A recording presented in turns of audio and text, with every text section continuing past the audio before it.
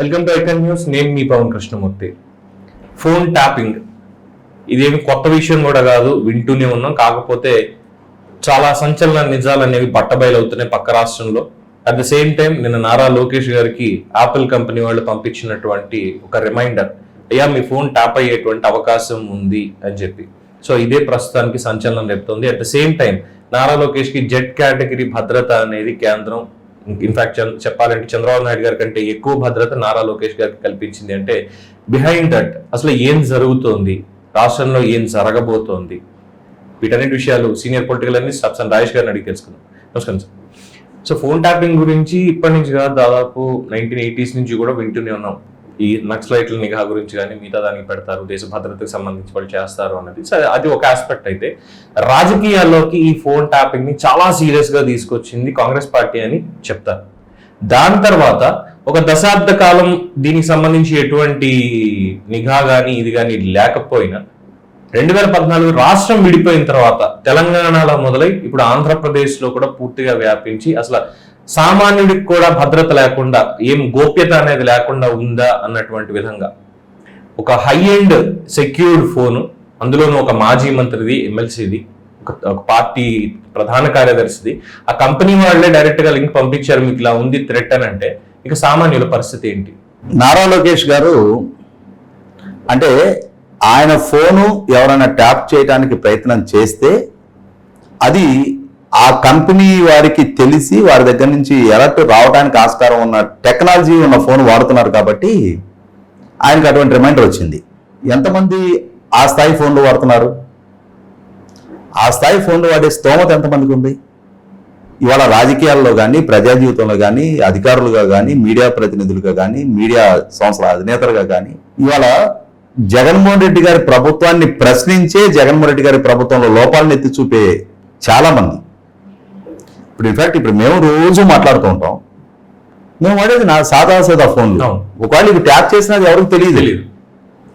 ఇప్పుడు లోకేష్ గారు ఆ స్థాయి ఫోన్ వాడుతున్నారు కాబట్టి ఆయనకు అలర్ట్ వచ్చింది. అంటే దాన్ని ఎవరైనా హ్యాక్ చేయడానికో దాన్ని ట్యాప్ చేయడానికో ప్రయత్నం చేస్తే ఆ ఫోన్కి రిమైండర్ వచ్చే పరిజ్ఞానం ఆ సాఫ్ట్వేర్ ఆ ఫోన్లో ఉంది కాబట్టి ఆయనకి దాని గురించి అలర్ట్ రావటం జరిగింది, రిమైండర్ రావటం జరిగింది. ఇవి రాని, ఈ పరిజ్ఞానం లేని ఫోన్లు వాడుతున్న ఎంతమంది ఫోన్లు హ్యాక్ అవుతున్నాయో, ట్యాప్ అవుతున్నాయో. ఇక్కడ నాకు విశ్వసనీయంగా తెలిసిన సమాచారం ఒకటి ఉంది. గుంటూరు జిల్లాకు సంబంధించిన ఒక రిజర్వ్డ్ నియోజకవర్గం. ఆ రిజర్వ్డ్ నియోజకవర్గంలో వైసీపీ పార్టీ ఒక ఇన్ఛార్జిని పెట్టింది. ఆ ఇన్ఛార్జిని పెట్టిన తర్వాత కొద్ది రోజుల తర్వాత ఆ ఇన్ఛార్జిని తప్పించి వేరే ఇంకొక ఇన్ఛార్జిని పెట్టారు. ఇతన్ని ఎందుకు తప్పించారు, వేరే అతన్ని ఎందుకు ప్రపోజ్ చేశారు అక్కడ అని చెప్పని చాలా మందిలో చాలా విస్తృతంగా చర్చ జరిగింది. తర్వాత బయటకు వచ్చిన సమాచారం ఏంటి అంటే వైసీపీ పార్టీ తన పార్టీకి సంబంధించిన ప్రజాప్రతినిధులు, తన పార్టీకి సంబంధించిన నియోజకవర్గ ఇన్ఛార్జీలు, కీలక నాయకుల ఫోన్లు కూడా ట్యాప్ చేసి ఉంటుంది. వీళ్ళు నిజంగా పార్టీకి లాయల్గా ఉంటున్నారా లేదా, వీళ్ళు ప్రతిపక్షాలతో కొల్లుడై ఉంటున్నారా, ప్రతిపక్ష నాయకుల దగ్గర మన గురించి ఏదైనా చులకనగా మాట్లాడుతున్నారా అంటే తన సొంత సైన్యాన్ని, తన సొంత శ్రేణులను కూడా నమ్మలేని స్థితిలో వైసీపీ ప్రభుత్వం కొనసాగుతూ ఉంది, వైసీపీ నాయకుడు కొనసాగుతూ ఉన్నాడు, ముఖ్యమంత్రి కొనసాగుతూ ఉన్నాడు. కాబట్టి ఇతని ఫోను ట్యాప్ చేసి దాని ద్వారా ఇతను ఇంకొక తెలుగుదేశం పార్టీ మాజీ శాసనసభ్యుడితోటి ఫోన్లో మాట్లాడినట్టు, ఆ సంభాషణలో జగన్మోహన్ రెడ్డి గారి గురించి చులకనగా మాట్లాడినట్టు వాళ్ళకి సమాచారం చేరింది.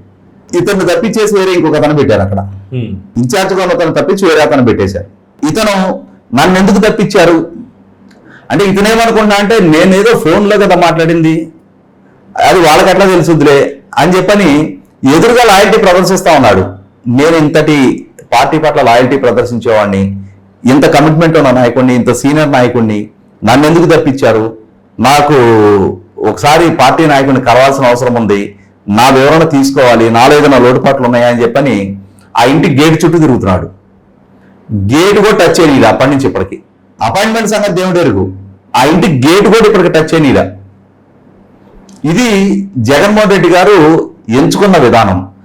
తన నీడనే తన నమ్మక, తన నాయకులనే తన నమ్మక, వారి మీదే నిఘా పెట్టి వారి సంభాషణలే వింటున్న జగన్మోహన్ రెడ్డి గారు ఆ మధ్య నెల్లూరు రూరల్ ఎమ్మెల్యే కోటారెడ్డి శ్రీధర్ రెడ్డి గారు, ఇంటెలిజెన్స్ చీఫ్ సీతారామాంజనేయులు గారు శ్రీధర్ రెడ్డి గారు తన స్నేహితుడితో మాట్లాడిన సంభాషణని ఈయనకి పంపించి, నువ్వు నీ స్నేహితుడితో ఈ విధంగా మాట్లాడుతున్నావు, జగన్మోహన్ రెడ్డి గారి గురించి అబ్యూజివ్ లాంగ్వేజ్ వాడుతున్నావు, నువ్వు అదుపులో ఉండు అని చెప్పని ఇంటెలిజెన్స్ చీఫ్ పంపించడం జరిగింది.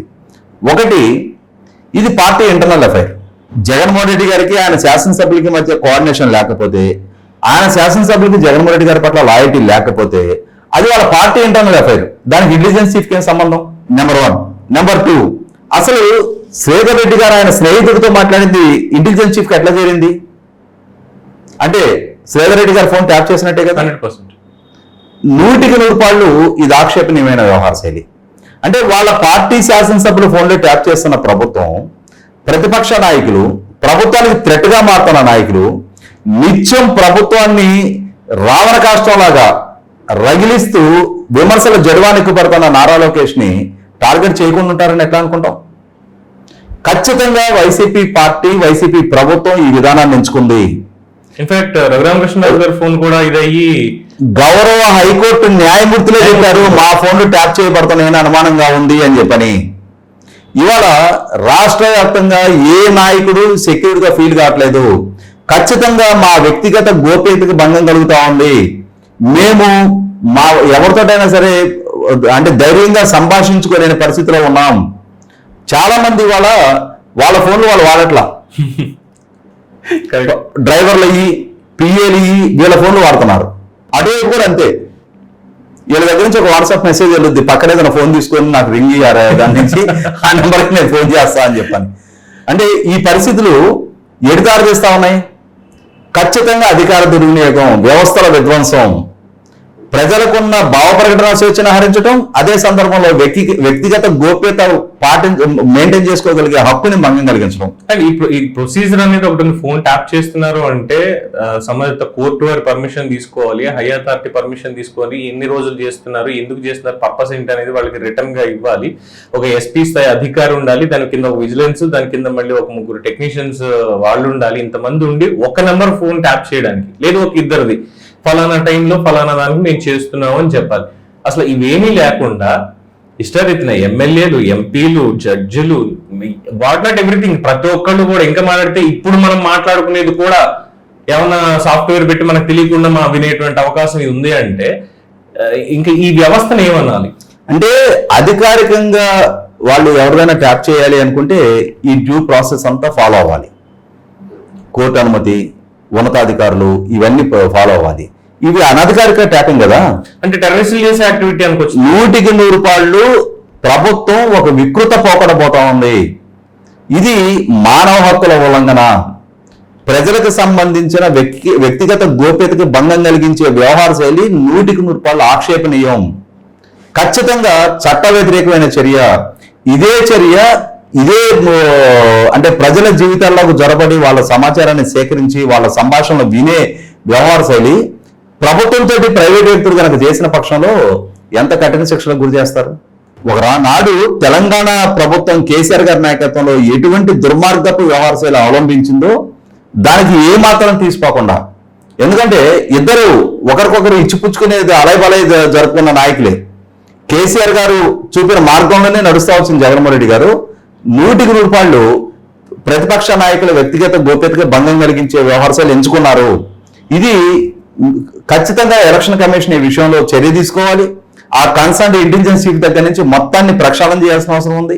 ఎన్నికలకు ముందు రాజకీయ నాయకులు, ప్రతిపక్ష నాయకులు వాళ్ళ పార్టీ శ్రేణులతోటో ఇంకొకరితోటో కనీసం మాట్లాడాలంటే కూడా వెసులుబాటు లేకపోవడం అని అంటే 100% ఇది చాలా ప్రమాదకరమైన సంకేతం.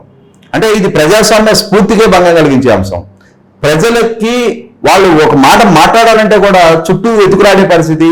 మన ఫోన్ ఎవరైనా ట్యాప్ చేస్తున్నారా, మన మీద ఎవరైనా సర్వేలెన్స్ పెట్టారా, మనం నిఘాలో ఉన్నామా అని చెప్పని ఒక అభద్రతా భావంలో కొట్టుమిట్టాడే పరిస్థితులు అంటే అది భారతదేశంలో 75 సంవత్సరాల ఆజాదీకి అమృత మహోత్సవం జరుపుకున్న పరిస్థితుల్లో ఇవాళ ప్రజాస్వామ్యం ఈ స్థితిలో ఉంది అని అంటే 100% ఆందోళనకర అంశం. అది ఖచ్చితంగా ఈ విషయంలో అంటే వ్యవస్థలు సక్రమంగా పనిచేయాలి, పారదర్శకంగా పనిచేయాలి. ఇటువంటి చర్యలకు పాల్పడిన ఏ స్థాయి అధికారైనా సరే, ఇవాళ తెలంగాణ ప్రభుత్వం విచారణ చూస్తా ఉన్నాం మనం. డిఐజీ స్థాయి అధికారులను అరెస్ట్ అయ్యి వాళ్ళు కన్ఫెస్ అవుతా ఉన్నారు. ఏం చేశారు, ఏ అకృత్యాలకు పాల్పడ్డారు, ఎంతమందిని బ్లాక్మెయిల్ చేశారు, ఎంత డబ్బు సంపాదించారు, ఎంతమంది ఆడపిల్లల్ని ఎమోషనల్ గా ఎక్స్పెక్ట్ చేసుకున్నారన్న అంశాలు కూడా వాళ్ళ బయటకు వస్తా ఉన్నాయి. 100% ఇంతకంటే మరి దుర్మార్గపు వ్యవహారాలు ఆంధ్రప్రదేశ్ లో కూడా చోటు చేసుకొని ఉండొచ్చు అని చెప్పి అనుమానం ఉంది. ఇంకొక అనుమానం కూడా ఉంది సార్. ఇక్కడ ఏంటంటే తెలంగాణ విషయం చెప్పారు కాబట్టి అక్కడ పోలీస్ వర్గాలు చాలా ఆందోళన చెందుతున్నటువంటి విషయం, మొత్తం ఏదైతే డేటా ఉందో లొకేషన్ మ్యాపింగ్ తో సైతం, అంటే ఈ డ్రగ్ పెడ్లర్స్ కానీ లేదంటే ఈ డెకాయిట్స్ కానీ వీళ్ళు కానీ కొన్ని దశాబ్దాలుగా ఉన్నటువంటి డేటా, దాదాపు ఒక 10-15 ఏళ్ల నుంచి ఉన్నటువంటి డేటా, క్రిమినల్ డేటా అంతా కూడా నాశనం చేయబడింది. ఇప్పుడు వాళ్ళు ఏం చేస్తారు, ఎక్కడున్నారు, వీళ్ళ స్లీపర్ సెల్స్ కానీ మిగతా వాళ్ళు కానీ రేపు పొద్దున్న ఏంటి సమాజంలో మన డేటా అంతా పోయింది అని వాళ్ళకి తెలిస్తే మళ్ళీ పాత రోజులు వస్తాయా అని భయపడుతున్నారు. సో ఈ 5 ఏళ్లలో చూసినటువంటి పరిస్థితి ఆంధ్రప్రదేశ్లో ఇవేమీ లేకుండానే ఒక దుర్మార్గమైనటువంటి పరిస్థితి చూసాం, ఎవరికి భద్రత లేకుండా. అలాంటిది అక్కడ ఉన్నటువంటి కరుడుగట్టిన కొంతమంది హత్యాకాండాలు చేసినటువంటి వాళ్ళు, కావాలని చేసినటువంటి వాళ్ళు, వీళ్ళ డేటా కూడా పోయి వాళ్ళు బయటకు వచ్చేసారు అంటే, వాళ్ళ మీద ఎటువంటిది లేదు అంటే, ఒక వ్యవస్థ మళ్ళీ పురుడు పోసుకుంటే ఏంటి పరిస్థితి? ఇప్పుడు తెలంగాణలో గత ప్రభుత్వం అధికారం కోల్పోయి కొత్త ప్రభుత్వం బాధ్యతలు చేపట్టింది కాబట్టి ఇప్పుడు జరుగుతున్న విచారణలో ఆనాడు జరిగిన అకృత్యాలు ఒక్కొక్కటిగా తేటతనం అవుతా ఉన్నాయి. రేపు ఆంధ్రప్రదేశ్ రాష్ట్రంలో కూడా అధికార మార్పిడి జరిగితే, అక్కడ కూడా ఈ అంశం పట్ల విచారణ జరిగితే ఇంతకన్నా విస్తుగొలిపే అంశాలు అక్కడ కూడా తేటతలం కావడం ఖాయం. ఇక్కడ వీళ్ళు అంటే ఏలో పెట్టారు, వాళ్ళు ఏకంగా కాలో పెట్టుంటారు.